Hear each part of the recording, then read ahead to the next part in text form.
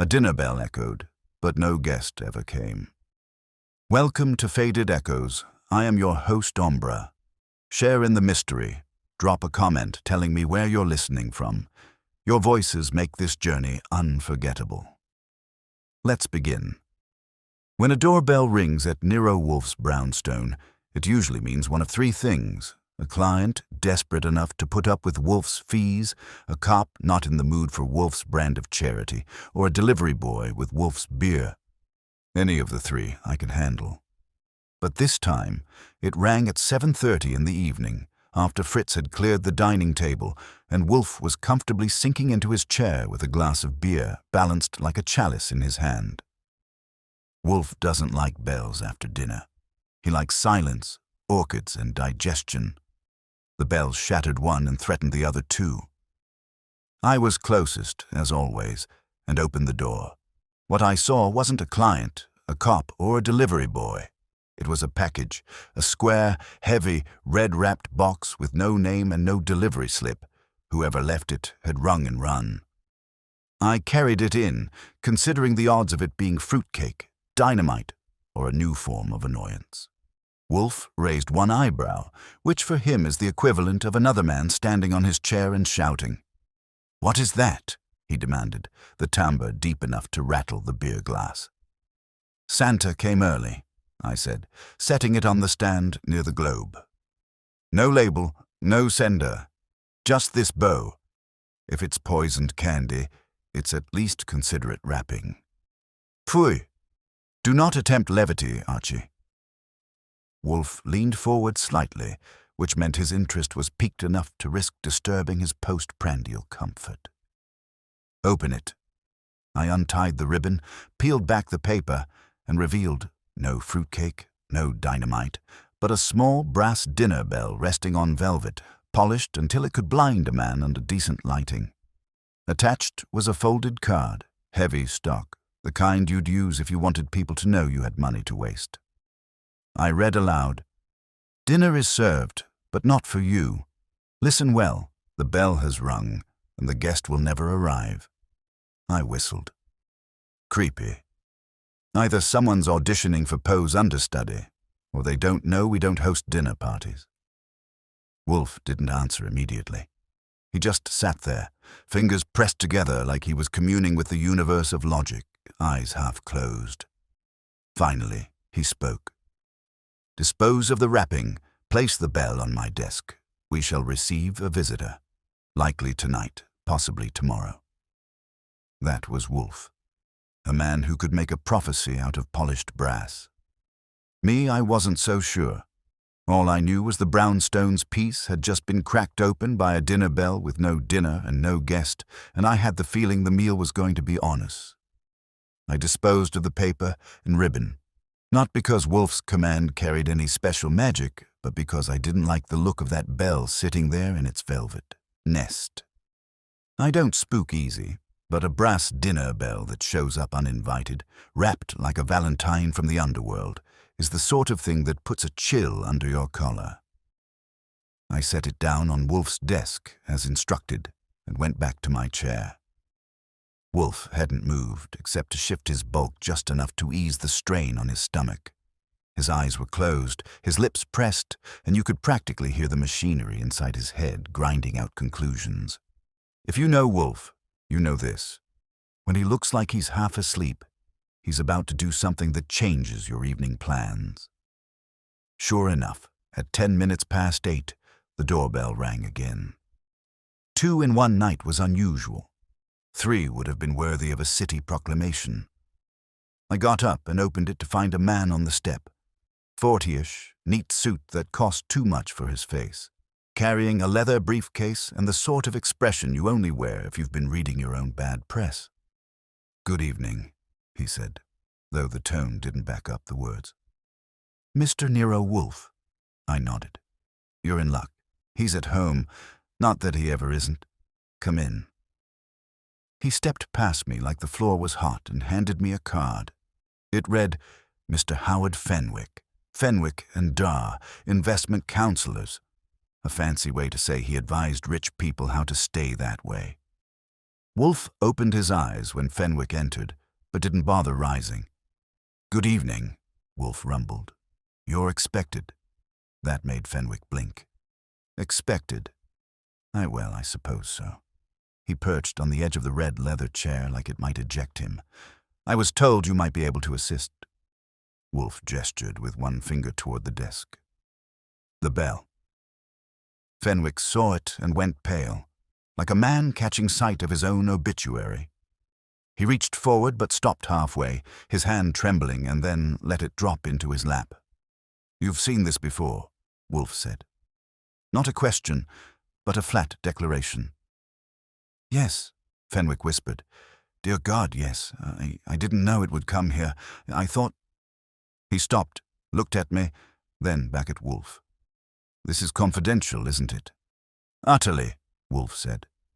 "Unless you are a criminal." "I'm not." Fenwick straightened, pulled in a breath, and then leaned forward, elbows on his knees. "That bell belonged to Arthur Darr, my partner. He disappeared yesterday." I admit, I felt the hairs on my arm jump. Disappeared as in walked off with a chorus girl, or disappeared as in people start whispering at cocktail parties? As in gone. No message, no calls. His wife is frantic, and tonight this bell shows up. Fenwick pressed a handkerchief to his forehead. That bell sat on Arthur's desk. He had it for years, said it was his father's. He used to ring it at the end of every business day as a ritual. I hated the damn thing. "Yet here it is," Wolfe murmured. He reached out one thick finger and tapped the brass lightly, as if to test its tone. The faint chime sang into the room like a taunt. And a message accompanied it. "You did not bring it." "No, I swear." Fenwick's voice rose. "I came because a note was delivered to me this afternoon. It said, 'Go to Nero Wolfe. He already has the bell.'" I didn't believe it until now. I exchanged a glance with Wolfe. This was shaping up into the sort of case Wolfe claimed to despise, yet somehow never turned away from once it crossed our threshold. The sanctity of the brownstone had been broken, and that bell was the battering ram. Wolfe closed his eyes again. Fingers steepled. "Mr. Fenwick, tell us why a man would wish your partner absent." Fenwick's jaw worked. Arthur wasn't easy. He was brilliant with numbers, but careless with people. He made enemies in business. He cut deals that left others out in the cold. But disappear? No, he wouldn't vanish willingly. He loved his comforts too much. That, Wolfe said, is often motive enough for another to intervene. I leaned back and watched Fenwick squirm. He wasn't telling us everything. His eyes flicked to the bell and away like it was burning him, and he kept dabbing his forehead, though the room wasn't warm. Before I could needle him, the phone rang. I crossed to it, picked up, and listened. A woman's voice, taut as a violin string, came through. "Is this Nero Wolfe's residence?" "Depends," I said. "Who's calling?" "This is Margaret Darr, Arthur's wife. I need to speak to Mr. Wolfe immediately." I covered the receiver and looked at Wolfe. His eyes opened, met mine, and he gave the tiniest nod. I handed him the phone. "Mrs. Darr," he said, his tone as smooth as aged port. "Yes, your husband. We are apprised." Fenwick jerked upright at the name. His lips moved soundlessly, then clamped shut. I stayed by the phone stand, listening to Wolfe's half of the conversation. It was mostly grunts and short phrases, which meant he was letting her pour out the story. When he finally spoke at length, it was the kind of calm that slices deeper than panic. "You will come here tomorrow morning at 10 o'clock, Wolfe said. "Bring nothing but yourself. Yes, that will suffice." He hung up, folded his hands, and let out a sigh. "Archie," he said, "we shall have company tomorrow. A circle forms, and this bell is its axis. Prepare yourself." Fenwick half rose from his chair. "A circle? What do you mean?" "I mean," Wolfe said, his gaze steady on the trembling man, "you're not the only one who will answer for this bell. Sit." There is more to be said before you leave." And just like that, the brown stone was no longer just Wolfe's sanctuary. It was a chessboard, and a brass dinner bell had called the first move. Fenwick didn't like the sound of "more to be said before you leave." His mouth twitched, his fingers tapped the armrest, and he kept glancing toward the door as if the hallway had suddenly turned into a lifeboat. But Wolfe wasn't finished with him, and I knew better than to let a client, or whatever Fenwick was turning out to be, bolt before Wolfe decided the leash was long enough.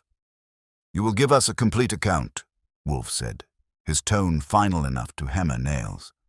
"Not of your business, unless it is relevant, but of your partner.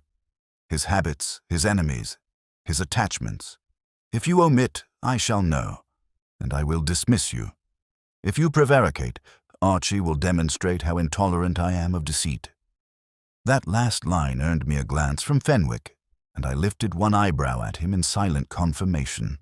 I didn't have to demonstrate much. Usually my presence was enough. Fenwick tried to rally. "I already told you, Arthur made enemies in business. We both did. You don't keep clients' fortunes intact without disappointing someone else.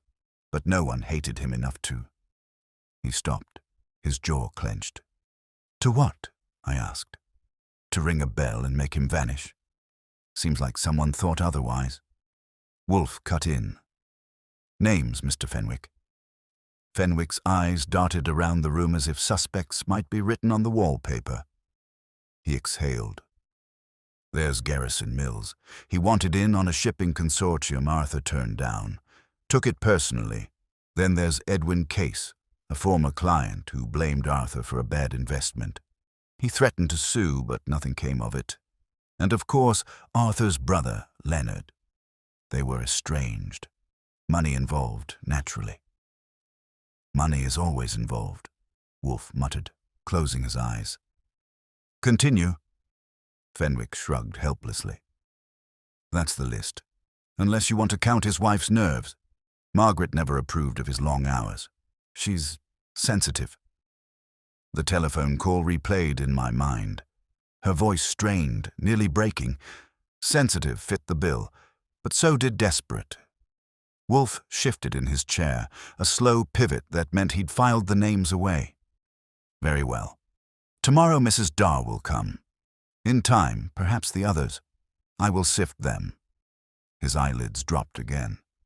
"You may go, but you will remain available, Mr. Fenwick.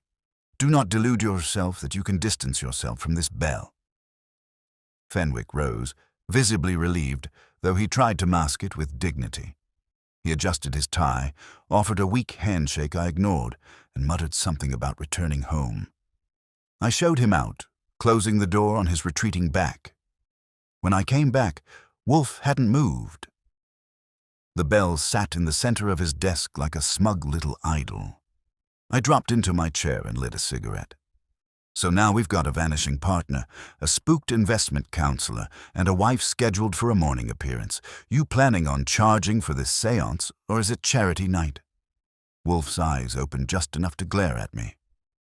"Archie, do you imagine that bell appeared here by caprice? We were chosen.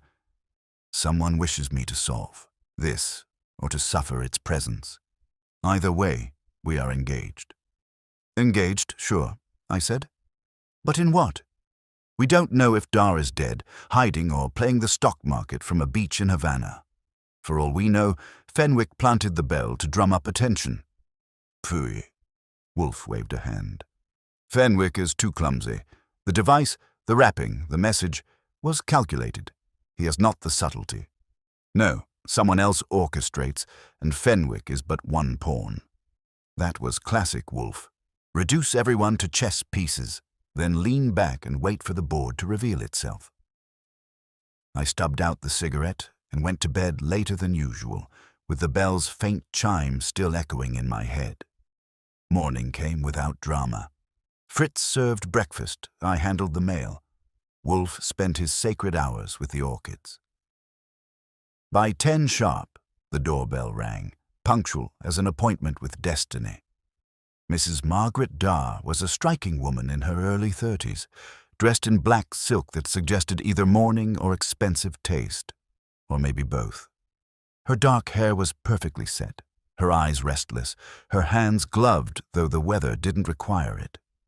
When I ushered her into the office, she scanned the room like she expected her husband to step out from behind the bookshelves. Wolfe greeted her with a nod and indicated the red leather chair Fenwick had wrinkled the night before. She sat gracefully, folding her gloved hands in her lap. "Mrs. Darr," Wolfe began, his voice soft, "you called last night. I regret the necessity. You will tell us about your husband." Her lips trembled before she spoke. Arthur was difficult, ambitious, demanding. He believed in his own brilliance and seldom forgave others for not sharing it. But he was my husband. He would not leave without telling me. He would not leave at all. Her eyes landed on the bell, and I saw her flinch as though struck. "That thing, why is it here?" "It was delivered," Wolfe said, "with a message. You may read it." I handed her the card. She read, and the color drained from her face. She gripped the armrests until her knuckles showed white. "This is monstrous. Arthur would never. This is some cruel joke." "Possibly," Wolfe said. "But we do not treat it so. Your husband's partner visited last evening. He provided names, those who bore Arthur ill will. Do you concur?" She hesitated. "Garrison Mills, yes. He and Arthur quarreled more than once. Edwin Case as well, and Leonard despised Arthur. But surely you don't believe—" "I believe nothing yet," Wolfe cut in. "I compile. Archie." That was my cue. I pulled out my notebook. "Mrs. Darr, where were you yesterday from the time your husband left home until you realized he was missing?" She met my eyes with sudden sharpness. "You think I had something to do with this? I think you'll make my job easier if you answer the question." Her shoulders slumped. "I was at home until noon. Then I went shopping with a friend, Mrs. Irene Mills. We were together until nearly 5. When I returned, Arthur wasn't home. By midnight, I knew something was wrong." Wolfe's eyes opened wider. "Irene Mills, the wife of Garrison Mills?" "Yes," she said, startled. "Why?" "Curious," Wolfe murmured. He leaned back, closing his eyes again, hands folded over his vast middle.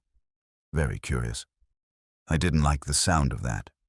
When Wolfe said curious in that tone, it meant the circle was already tightening, and someone inside it was going to feel the heat.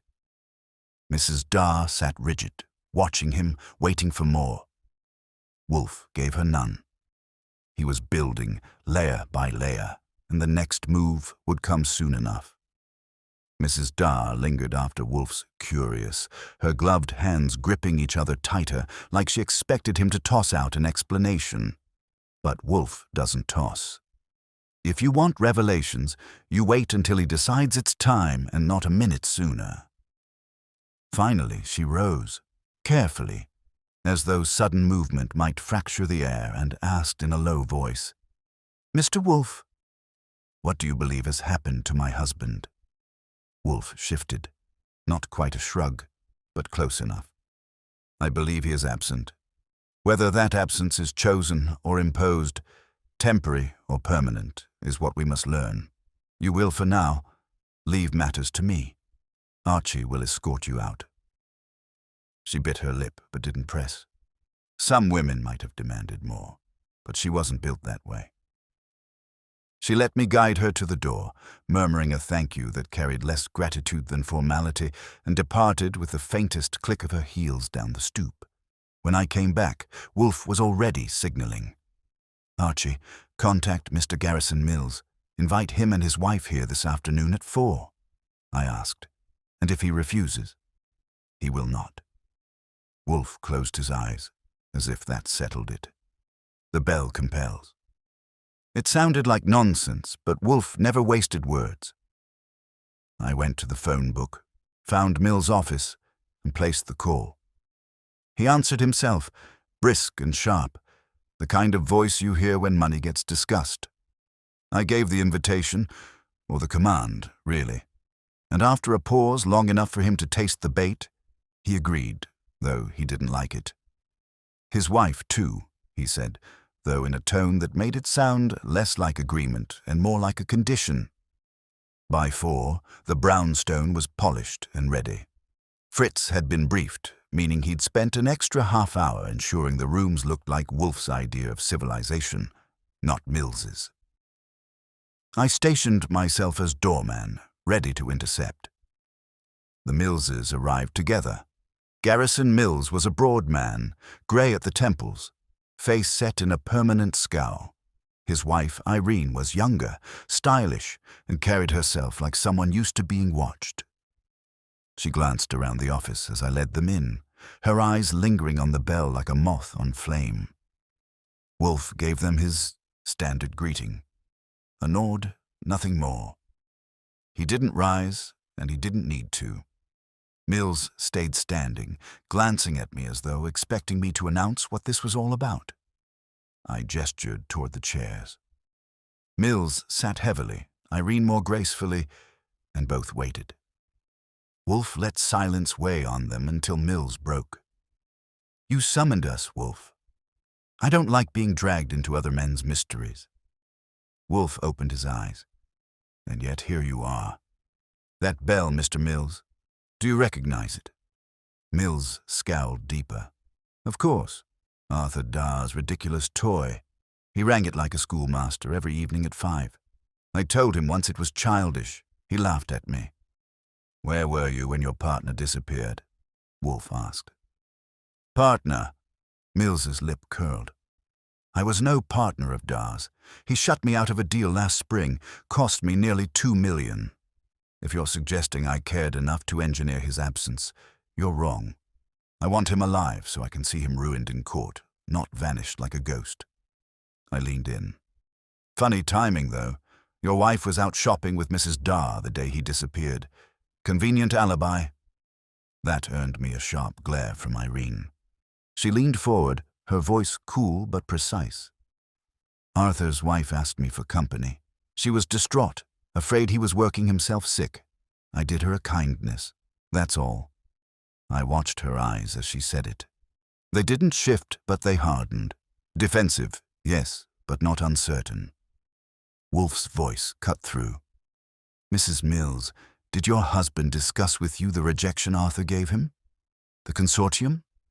She hesitated, then nodded. "Of course, he was furious. Still is, but anger doesn't make guilt." "Not always," Wolfe murmured. He tapped the bell lightly, and its soft chime filled the room. Irene stiffened just for a second, but I caught it. Mills stood abruptly. "This is an insult. If you think I'll sit here and be accused by innuendo—" "Sit down," Wolfe commanded, and to my surprise, Mills obeyed, grudgingly, like a man pushing against invisible hands. "You will not bluster in my house," Wolfe continued. "You will answer. Did you visit Arthur Darr in the 2 days before he disappeared?" "No," Mills snapped. "I've avoided him for months. Ask anyone." Irene reached for her husband's arm, steadying him. "That's true. We were together every evening. He hasn't seen Arthur." Wolfe regarded her, then let his eyelids sink. "We shall see." The Millses left not long after, tense and indignant. As I escorted them out, Irene glanced at me, something unreadable flickering in her eyes. Not fear, not guilt exactly, something closer to calculation.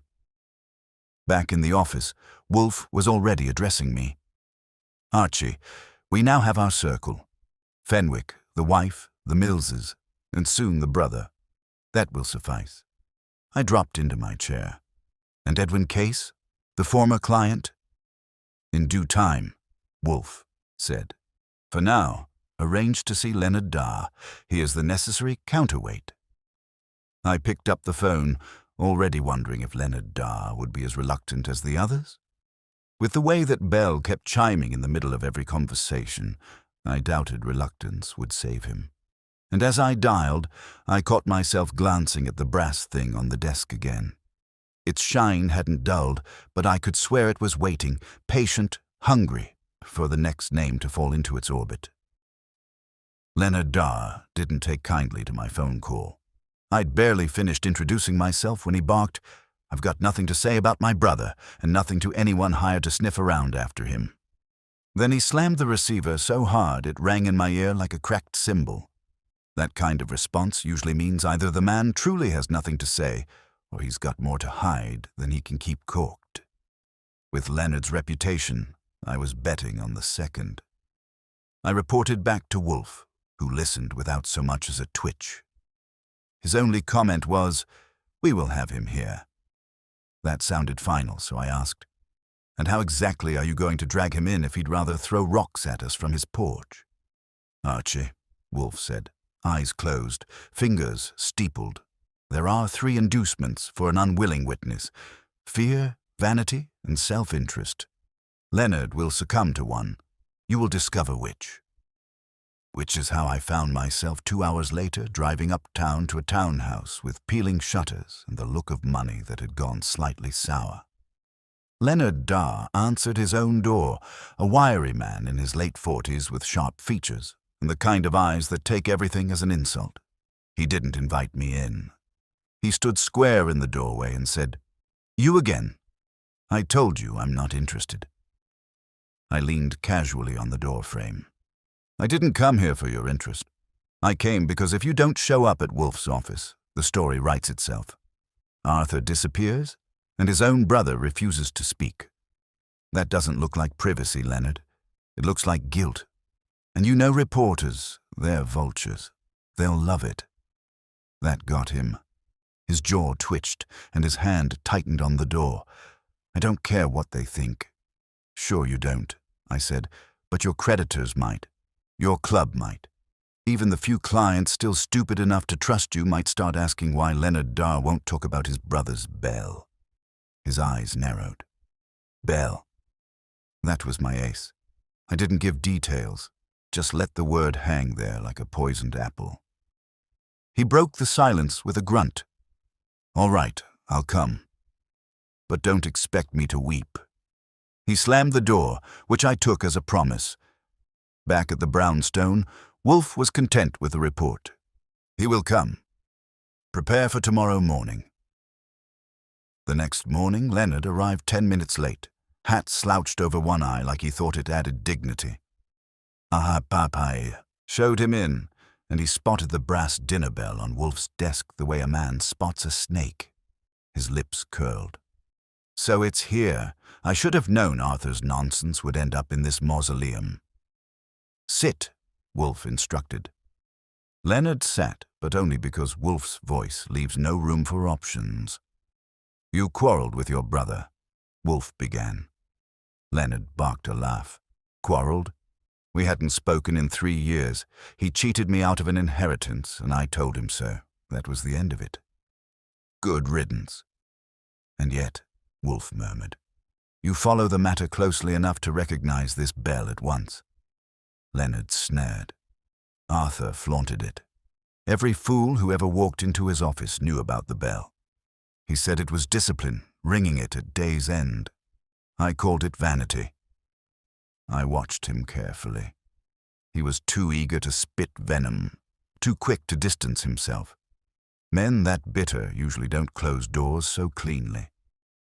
Wolfe let the silence stretch until Leonard shifted in his seat.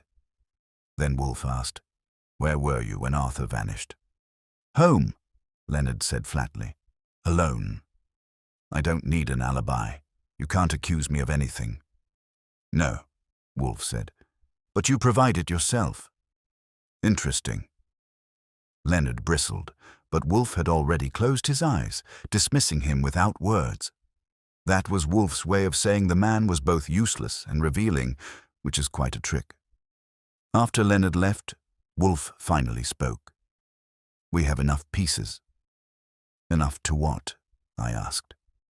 Fenwick twitching, Mrs. Darr wringing her hands, Mills shouting, Irene calculating, and Leonard snarling. "You've got a fine menagerie, sure, but you still don't know where Arthur is." Wolfe opened his eyes, heavy and deliberate. "Arthur Darr is either dead or in hiding. Both conditions produce the same phenomenon, a vacuum filled by others' maneuverings. Watch them, Archie. Their behavior betrays their intent. That sounded like a cue, and sure enough, by the afternoon, Wolfe sent me on my first errand. Visit Edwin Case, he instructed. He's the last of the circle. Learn his grievance. Learn also whether he has been recently active. So I did. Case's office was a cluttered hole above a stationery shop, the kind of place men in good suits avoid. He was waiting behind a desk stacked with papers that looked like they hadn't been touched in months. A thin man, grey hair, hands that trembled when he gestured. "You're with Wolfe," he said bitterly. Of course he'd come sniffing. Well, I'll save you time. Yes, Arthur Darr ruined me. Yes, I said I'd see him rot. No, I didn't make him vanish. I wouldn't know how. "Where were you 2 nights ago?" I asked. "At home, alone," he snapped. "The same as 100 other men not worth your suspicion. I lost money, not sanity." But his eyes betrayed him. They flinched every time the bell was mentioned, as if the sound still echoed in his memory. When I got back and relayed the details, Wolfe didn't answer. He just reached out one thick finger and tapped the bell. Its chime rang out, clear and final, and Wolfe's lips curved in the faintest trace of satisfaction. "Archie," he said, "tomorrow evening, we summon them all. This bell has been passed hand to hand, and the one who rang it last will show himself when I ring it here." I asked, "And if you're wrong?" "Pfui, I'm not wrong. Prepare the chairs." And just like that, the brownstone was no longer just a sanctuary or a chessboard. It was becoming a courtroom, and the dinner bell would serve as the gavel. By the time the following evening rolled around, the office was arranged like Wolfe's version of a courtroom. Fritz had polished the brass handles and set out chairs in a semicircle, and I'd shifted the globe stand just enough to clear space without Wolfe having to issue 3 separate complaints. Wolfe himself had remained planted in his chair all afternoon, conserving energy like a bear before winter, his lips pressed in that way that meant he was rehearsing arguments in silence. I'll admit, there was a charge in the air I couldn't shake. Not the usual hum of anticipation before one of Wolfe's patented roundups, but something sharper, more insistent. The bell sat on his desk in the center, gleaming under the lamp like an executioner's axe polished for show. At 7 sharp, the suspects began to arrive. First Fenwick, still sweating under his collar and fumbling with his briefcase like a drowning man clinging to driftwood. Then Mrs. Darr, poised in black silk again, though her hands trembled when she removed her gloves. The Millses came next, Garrison with his storm cloud scowl, Irene trailing like a whisper of perfume, eyes flicking toward Wolfe with a blend of curiosity and disdain. Leonard Darr barged in after, hat in hand, his sneer preloaded. Finally, Edwin Case, thin and brittle as old paper, who sat as far from Mills as possible and glared at the bell with undisguised loathing. When they were all seated, Wolfe opened his eyes, and the room went still. He didn't raise his voice. He didn't need to. "You are here," he said, "because of this." His hand rested on the bell. "Arthur Darr is missing. You each have reason to wish him absent. Financial, emotional, or both. This bell was delivered to me as provocation. Tonight I shall end that provocation." Mills snorted. "You think this parlor trick will find him?" Wolfe ignored the interruption. "Each of you has denied knowledge, yet the truth is not in denial, but in contradictions. Mr. Fenwick, you told me Arthur's bell sat on his desk for years. Mrs. Darr, you confirmed it. Mr. Mills, you called it childish. Mr. Case, you cursed it. And you, Leonard, claimed to despise it, though you hadn't seen your brother in 3 years. Yet here it is, removed from his desk, wrapped and delivered. The question is, not whether you hated it, but who touched it last." The silence after that was thick enough to spread on toast. Fenwick shifted. Case coughed. Irene crossed her legs slowly, drawing eyes. Wolfe lifted the bell and let it ring, a single clear chime that seemed to vibrate against the walls. I saw them flinch in sequence. Fenwick first, then Case, then Mrs. Darr. But it was Irene Mills whose composure cracked for just a second, her lips parting, breath catching. Wolfe saw it too. His eyes narrowed with the satisfaction of a hunter scenting blood. "Mr. Mills," Wolfe said suddenly, "your wife was with Mrs. Darr on the day Arthur vanished. Convenient companionship. Yet, Mrs. Mills, you reacted to the bell just now as if it had burned you." "Why?" Irene's chin lifted. "Because it's grotesque. A symbol of a man's ego flaunted before us all. I despised it as much as Leonard did." "False," Wolfe said flatly. "You despised Arthur, not his bell. The bell you handled. It was you who removed it from his office. You who sent it here." Gasps circled the room, and Mills turned to his wife, face hard as granite. She shot him a glance that said everything: fear, fury, calculation, and then turned back to Wolfe. "That's absurd. Why would I?" Wolfe steepled his fingers. "Because Arthur Darr was infatuated with you." That landed like a thunderclap. Mills's face went scarlet. Mrs. Darr's eyes widened. Fenwick muttered something under his breath, and Case gave a bitter laugh. "You're lying," Irene snapped, though her voice trembled. "No," Wolfe said. "Arthur's disappearance was not to escape his wife, his partner, or his brother. It was to pursue you, or to be silenced because of you. You delivered the bell to force this confrontation, to redirect suspicion. But in doing so, you betrayed knowledge only the perpetrator could have." Her mask slipped. For a moment she sat frozen, then she smiled faintly, bitterly. "And if you're wrong—" "I'm not wrong," Wolfe said, his tone final as stone. The room erupted, Mills demanding answers from his wife, Mrs. Darr sobbing, Fenwick babbling about reputations, Case muttering curses. Wolfe sat serene, his bulk immovable, letting the chaos swirl until I stepped in, raising my voice and shoving everyone back into their seats. When the noise settled, Wolfe spoke again. "Tomorrow I shall provide proof. Tonight you will leave my house. Archie, see them out." I herded them one by one out the door, their faces taut with anger, fear, and suspicion. Irene was the last to leave, pausing at the threshold to glance back into the office. Not at Wolfe, not at me, but at the bell, gleaming under the lamplight. When the door shut behind her, I turned to Wolfe. "So she's the one? You're sure?" Wolfe sipped his beer, eyes closed. "Archie, certainty is the rarest luxury. But she rang the bell. That suffices. For now." The brownstone returned to silence, but it wasn't peace. The echo of the bell still lingered, waiting for the final note Wolfe promised to strike. The next morning found Wolfe at his orchids and me at the phone, sifting through calls from people who didn't know better than to disturb us. The Millses hadn't wasted any time. Garrison's secretary left a message demanding clarification, and Irene's voice came through in a clipped note she dictated herself, requesting a private audience. Wolfe's instructions were simple: ignore both.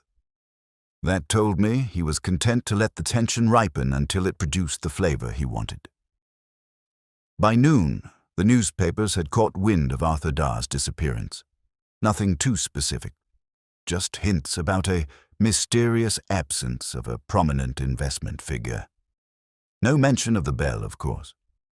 Wolfe kept that detail locked inside the brownstone, and I knew better than to share it.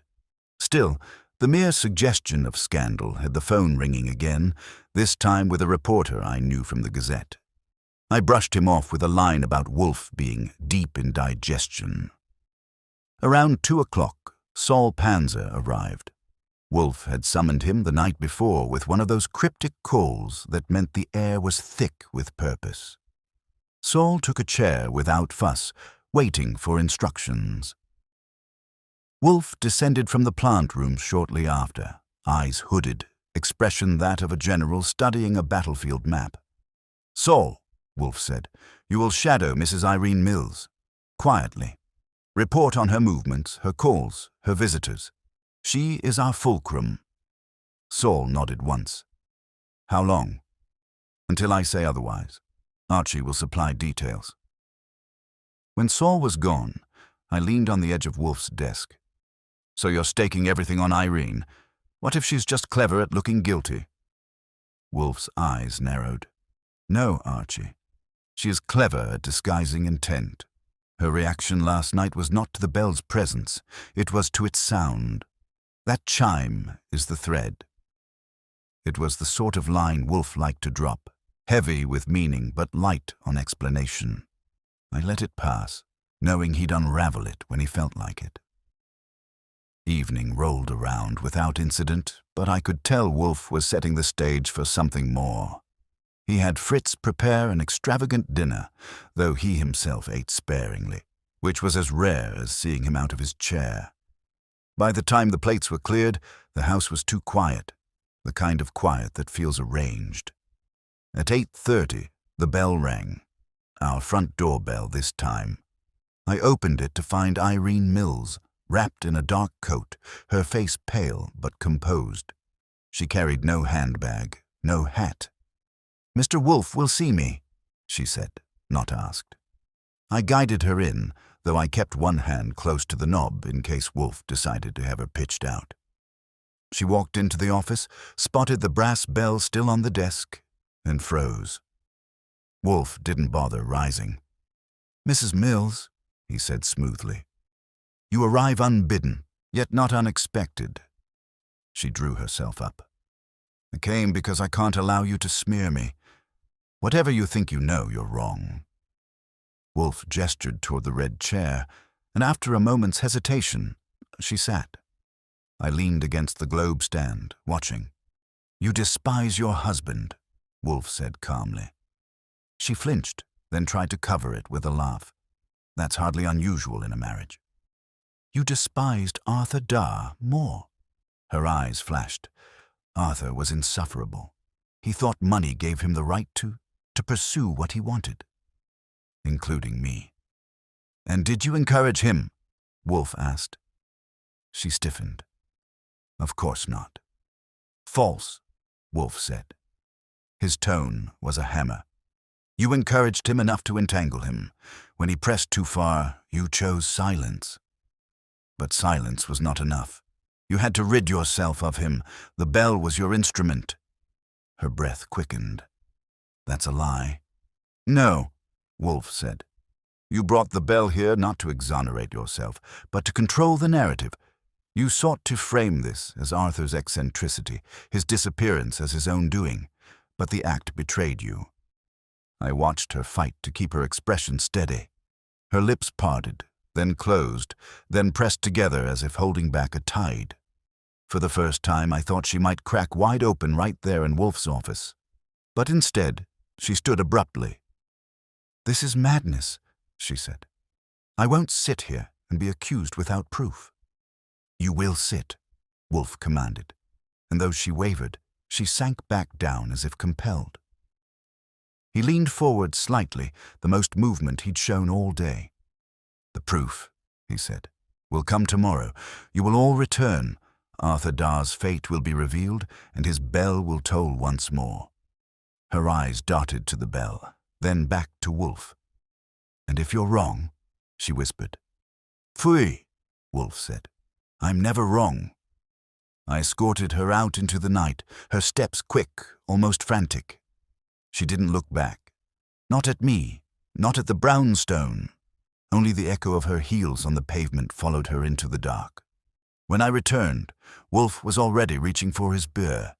He lifted the glass, took a long draught, and said, "Archie, tomorrow evening we will dine with truth. Have the room prepared." And just like that, the waiting began. The brownstone silent, except for the faint, ghostly chime that seemed to live in the brass, promising an end that was drawing closer with every tick of the clock. The following day passed with the kind of tension that doesn't make noise but hums in the air, like a wire stretched too tight. Wolfe spent the morning with his orchids, and when he came down for lunch, his appetite was restrained. Never a good sign for the enemy. For Wolfe to push food around his plate meant his mind was chewing on something else entirely, and I didn't bother to ask what. I had already learned that when he was ready to talk, he would, and no earlier. Saul phoned around 3 o'clock. His voice was even, as always, but the words carried weight. She went to a storage facility on the west side. She had a key, spent nearly half an hour inside one of the units. When she left, she carried nothing. I checked after she was gone. The unit was empty. Recently cleared. Wolfe, listening on the extension, shut his eyes. Good, Saul. That suffices. Stay close to her. Tonight she comes here. We will end this. He hung up without a goodbye, which for Saul was the equivalent of a handshake. At 6, I had the office ready again. Chairs in their semicircle, table cleared, bell polished on Wolfe's desk like an exhibit in a trial. Fritz kept the rest of the house silent, the way a man damps noise before performance. By 7, the players began to arrive, summoned as before. Fenwick came first, twitching more than ever. Mrs. Darr followed, pale and tense. Leonard Darr dragged himself in, sneer sharpened. Mills arrived with Irene, who looked composed, though Saul's report kept her calmness from fooling me. Last was Case, brittle and sour, who slumped into his chair with the air of a man expecting the gallows. When all were seated, Wolfe opened his eyes. The silence that followed was complete, the kind that squeezes air from your lungs. Then Wolfe spoke, slowly, each word dropping like stone into still water. Arthur Darr is dead. Mrs. Darr gasped, hand to her mouth. Fenwick groaned. Mills barked a curse.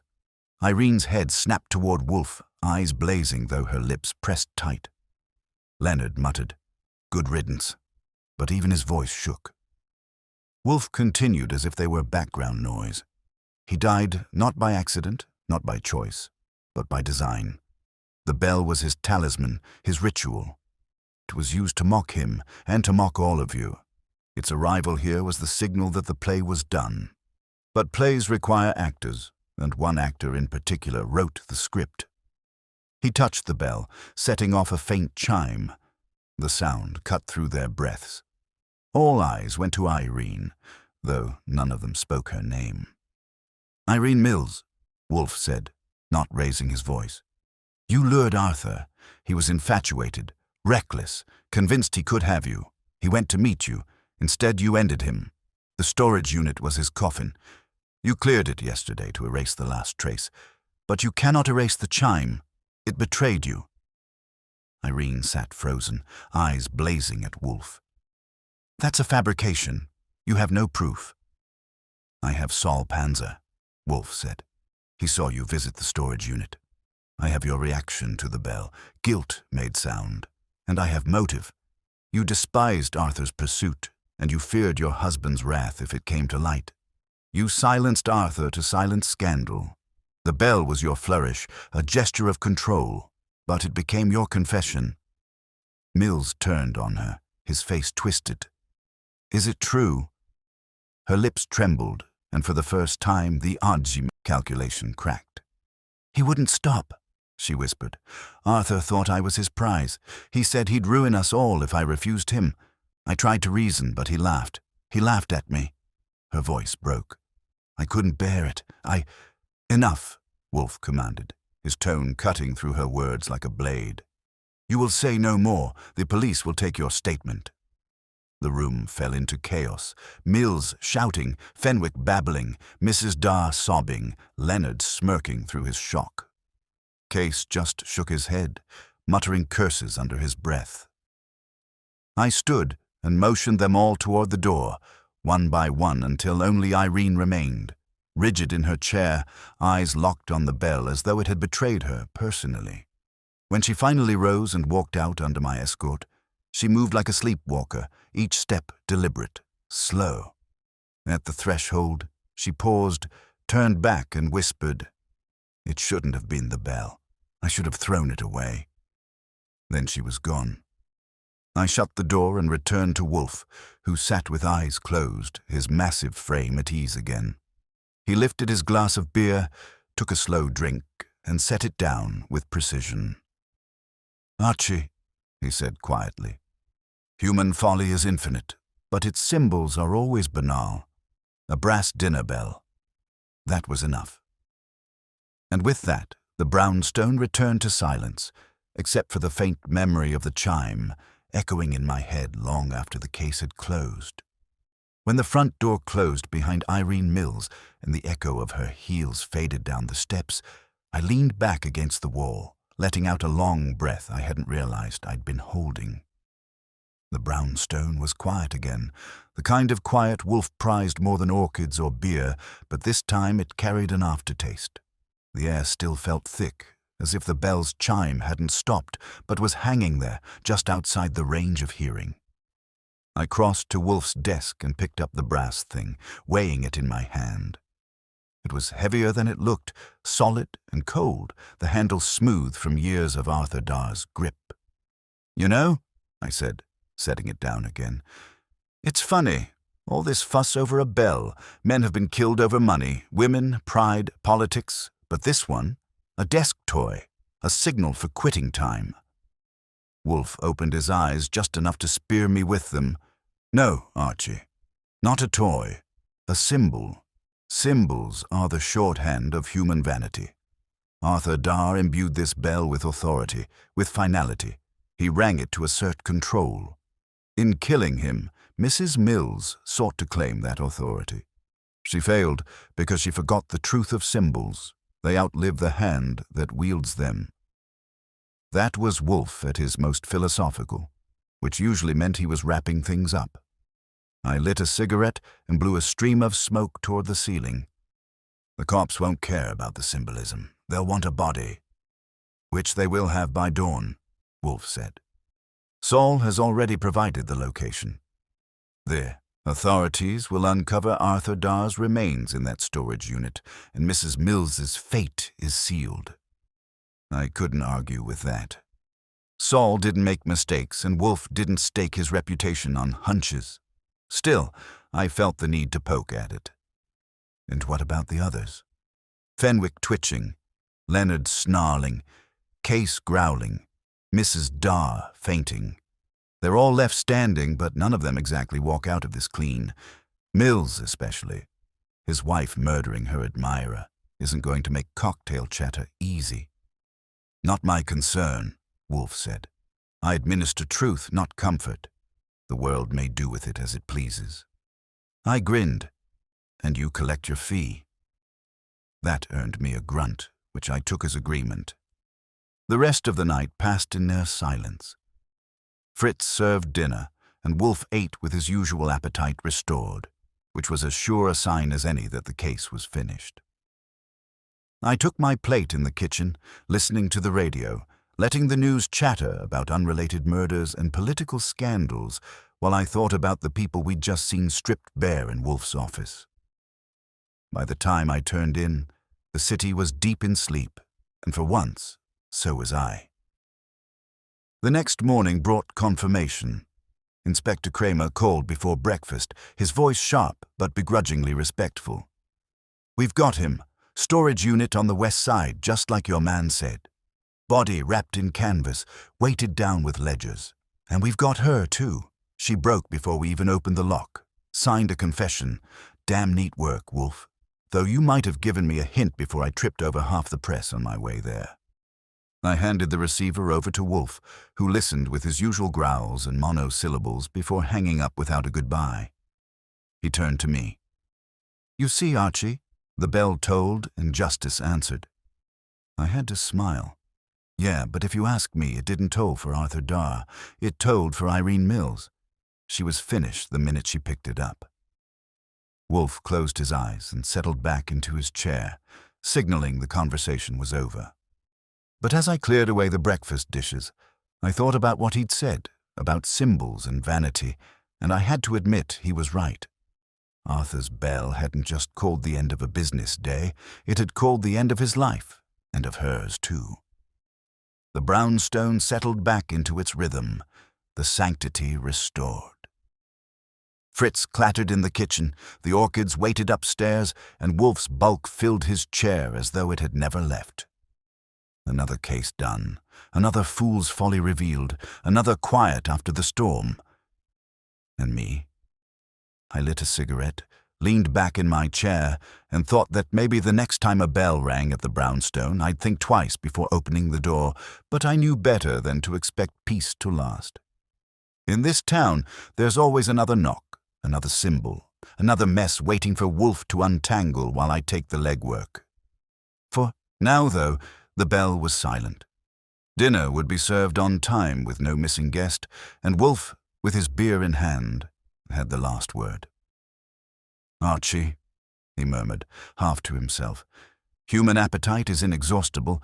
Only judgment curtails it. And even then, too late." I didn't argue. I just smiled and let the silence fill the brownstone once more, knowing the chime of that bell would echo in both our heads long after the city forgot the name Arthur Darr. The brownstone was quiet again, and it should have ended there. Wolfe had settled back into his routine, orchids in the morning, dictation in the afternoon, and beer on schedule as exact as the tides. Fritz was humming in the kitchen, turning out a soufflé, and I'd almost convinced myself that the echo of the bell had finally faded. But cases don't tie themselves off with ribbon, no matter how neatly Wolfe slices through them. There are always frayed ends, and I should have known better than to think Irene Mills's confession was the end of the story. The first sign came 2 days later, in the form of an envelope slid under the front door. No stamp, no address, just heavy cream paper folded once. I picked it up, thinking it might be another thank you note from one of Wolfe's satisfied clients, though satisfied isn't usually the word Kramer uses. But when I unfolded it, the handwriting stopped me cold. The bell tolled for one, but not the last.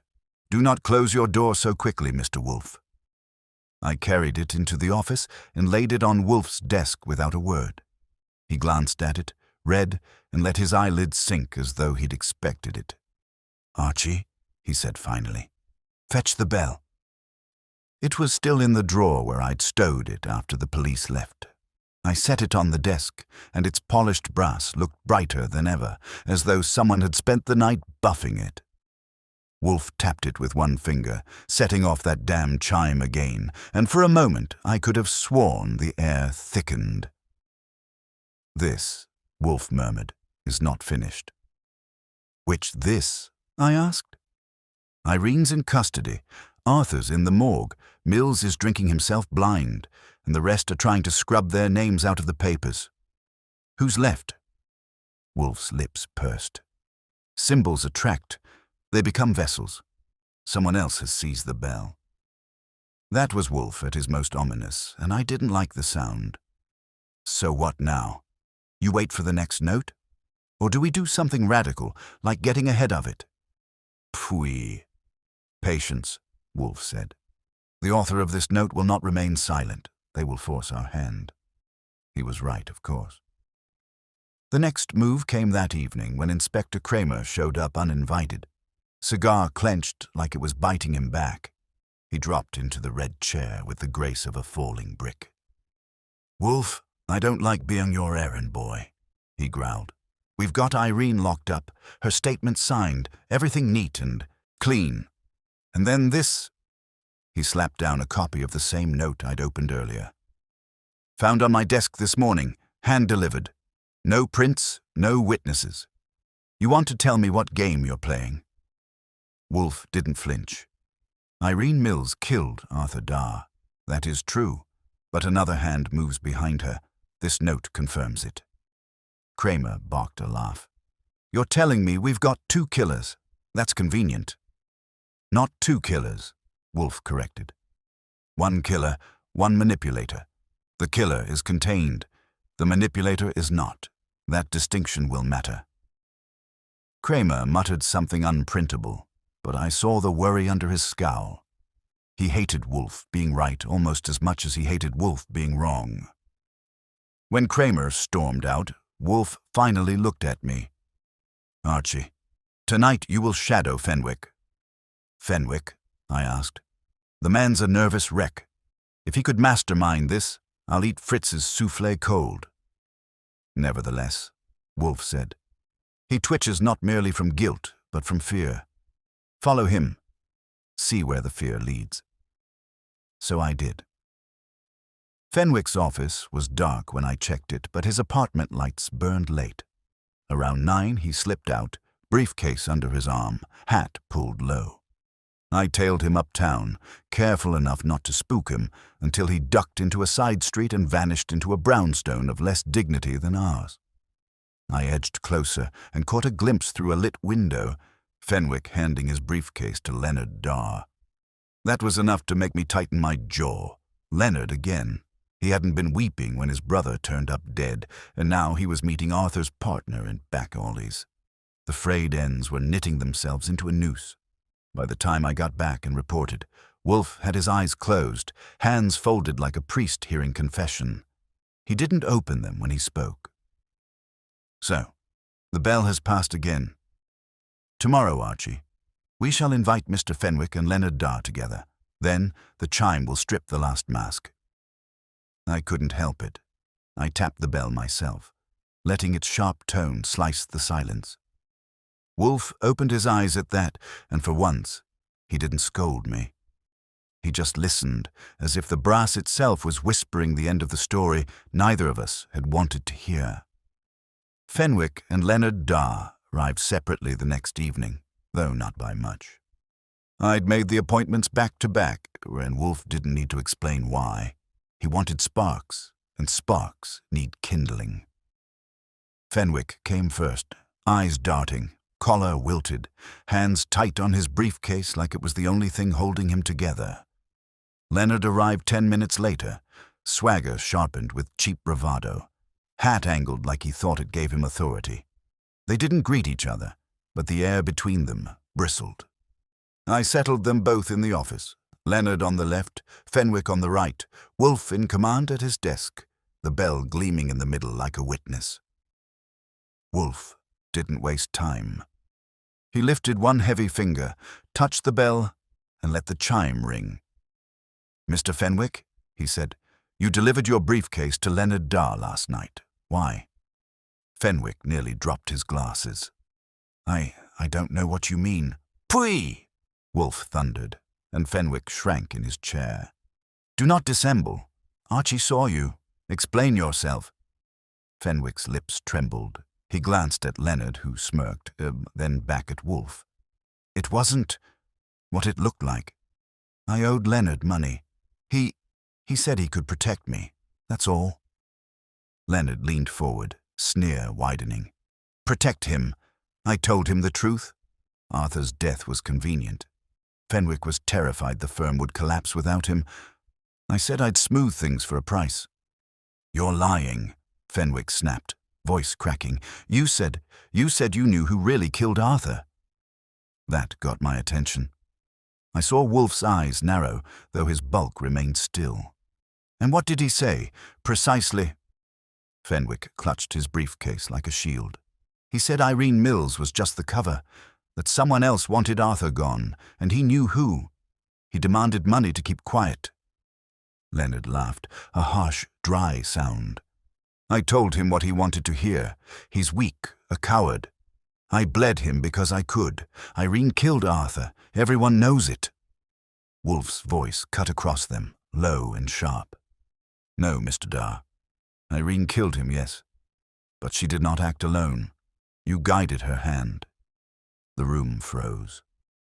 Leonard's sneer faltered. Fenwick sucked in air like a drowning man. I stayed where I was, ready to step in if Leonard's temper boiled over. "You hated your brother," Wolfe went on, his tone heavy as a gavel. "You claimed to have severed ties, yet you tracked him, mocked him, watched him. You knew of his pursuit of Irene, and you poisoned her against him. When she struck, you ensured the deed was concealed. You used Fenwick as your mule, feeding him lies to secure his silence and his money. Leonard's face twisted, but he tried to laugh again. That's a fairy tale. You've got no proof. Wolfe tapped the bell once more, and its chime cut through the air like a blade. The proof is in this bell. Irene delivered it here, yes, but you placed it in her hands. You mocked Arthur's ritual by twisting his symbol into a weapon. You sent it to me to ensure I would uncover Irene and stop before I reached you. That was your error. Symbols outlive the hand that wields them, and in this case, they outwitted you. Leonard surged to his feet, face blotched with fury. You can't prove a word of it. Sit, Wolfe commanded, and the force in his voice made Leonard hesitate just long enough for me to take a step forward. He sank back down, seething. Wolfe closed his eyes. Archie, call Inspector Kramer. Tell him we have another guest for his cells. Fenwick exhaled. A shuddering sound, relief and fear tangled. Leonard muttered curses under his breath, his bravado cracking into desperation. The bell sat gleaming, silent now, but louder than any voice in the room. And for the first time I realized Wolfe was right. The case hadn't ended with Irene. The bell hadn't told its last. Not yet. Leonard Darr didn't go quietly. Kramer had to send 2 men to haul him out of the red chair, and the whole way down the stoop he was spitting curses about conspiracies, false accusations, and family vendettas. Fenwick, pale as a funeral lily, watched him go with the look of a man wondering if his own turn was next. Wolfe waved him away with a grunt, dismissing him like a waiter who'd overstayed his welcome, and Case, still muttering that the world was rotten, slipped out without needing to be told twice. Mrs. Darr lingered a moment longer, eyes swollen, her voice a cracked whisper thanking Wolfe for clarity that wouldn't heal what it had revealed. Then she too was gone, and the brownstone was ours again. The bell remained on Wolfe's desk, gleaming with a smugness I didn't appreciate. I reached for it, half a mind to toss it into the hall closet with the umbrellas and forgotten galoshes, but Wolfe lifted one finger. Leave it. His tone carried finality enough to nail it to the desk. Suit yourself, I said, lighting a cigarette.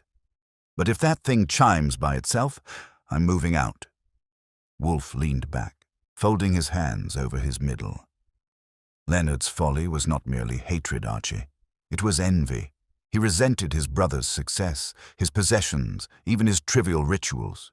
He sought to corrupt Arthur's symbol, to make it ring, not for discipline, but for death. Irene was his instrument, Fenwick his pawn.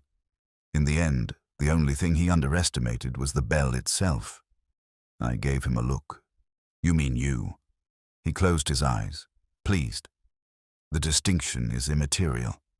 I had to grin at that. So what happens to Irene?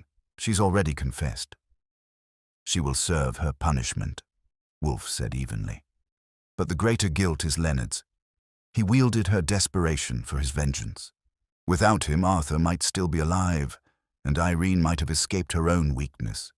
It is Leonard who deserves the weight of the bell. The room was quiet then, the kind of quiet Wolfe savors like fine brandy. Fritz padded in, silent as always, to announce that dinner was ready. Wolfe rose with the slow dignity of a monarch returning to his throne, and as we left the office, he cast one last glance at the brass bell. Symbols endure, he murmured. Fools forget that, and so they toll, again and again. I shook my head, following him toward the dining room. Well, as long as tonight's dinner doesn't come with an extra guest, I'll count it a victory. And that was that. The brownstone settled back into its rhythm, the orchids upstairs, the kitchen alive with Fritz's genius, and Wolfe in his chair with a plate and a glass of beer. Another case finished, another bell silenced, at least for now. And me. I leaned back, lit another cigarette, and wondered, not for the first time, how many more knocks on the brownstone door it would take before we could finally eat in peace, finally eat in peace, finally eat in peace, finally eat in peace, finally eat in peace. Finally eat in peace. Finally eat in peace. Finally eat in